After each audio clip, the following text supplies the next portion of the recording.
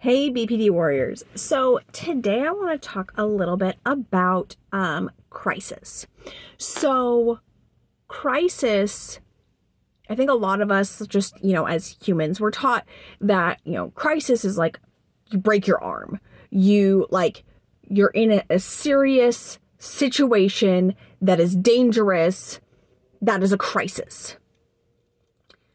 For us, we can get into a state of crisis. And we get into a state of crisis when our thoughts start to completely take control on a delusional path.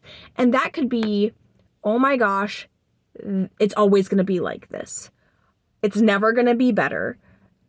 Everything is bad. Everything's on fire. In our brains, everything around us can be on fire because we no longer feel stability. Like, let's say we're fighting with a partner or we're fighting in an important relationship for us. We end up getting so much fear and so much certainty that relationship is done.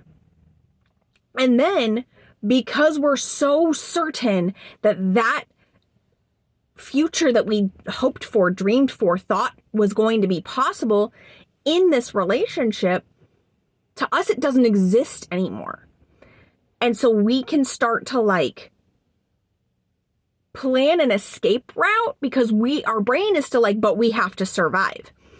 And it can be so difficult because we can just look sad, but feel devastated. And one of the biggest struggles, at least in my experience, and I'm always talking about from my experience because I don't speak for everybody's experience. You need 5 of 9 criteria. All of us experience it differently.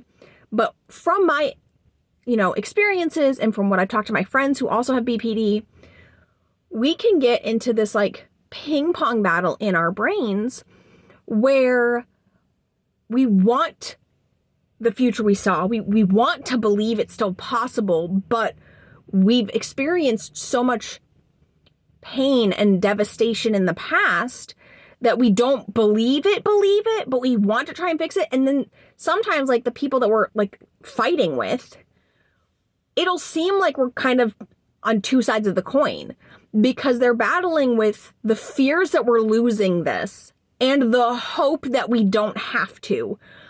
And so if we come to the person and we, even in the middle of the fight, we need a solution and to understand what's happening next. We need to know because otherwise our brain is, this is over. This is done. And it doesn't have to be with a partner or a spouse. It could be with a best friend. It could be with a sibling. It could be with a parent. And so we will go with the hopeful undertones that this can get resolved. But as soon as we have it confirmed that the other person is going to be snippy or spiteful because they're also in pain. But as soon as that happens, our brain goes into defensive mode. And then it is also snippy responses. And so we can hurt our goals and make it very unclear what we want or what we're hoping for because we have that voice in our mind going, see, they don't love you. This is over. This isn't, what you thought isn't real. And that voice can be so loud. It can be so loud that we really believe that there is not a future, that things have changed drastically. And so the person on the other side could be oh, okay, well, this is an argument, but we'll be fine tomorrow. While we're sitting there going, there is no tomorrow. There is no anything. What did I think? Why? Why did I think? Why did I think this would work? Why did I let myself believe? And so we're in this extreme spiral and feeling all of our past rejections, feeling all of the times that we wanted something to work and it didn't. And then feeling dumb for wanting it to work when we know better. So I really wanted to talk about crisis today because it's not very well understood. It's not very well, like, because you can't see it. You can't see. If somebody gets stabbed and they're bleeding out, you're like, oh, they're in crisis. But we'll just be there, like, sarcastically snipping back because, like, we're trying to not show how much pain we're in. And if we're doing damage, then you're focusing on your pain. And so it's obviously it's not a healthy way to handle it. But we're aware of that. So now we're mad at ourselves for hurting you while we're feeling hurt and wanting it to be resolved and needing a resolution, needing to know things will be okay, needing to know that there is a tomorrow on the circumstance.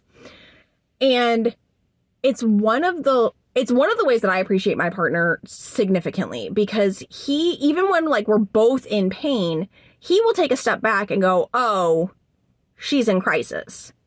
And then he'll like reassure me, like, yes, we're both angry. And yes, we're both hurt. And yes, we will still be together tomorrow. Yes, we still have a future. Yes, I still love you, even though this is painful. And we have a hard time with that separation. And so I would just like to encourage you to like take a moment to love yourself, because you are worth it. And no, we cannot control when we are in crisis, but being more and more aware of it can help us to see tomorrow. So as always, love yourself because you are worth it. I will see you soon and have an amazing day.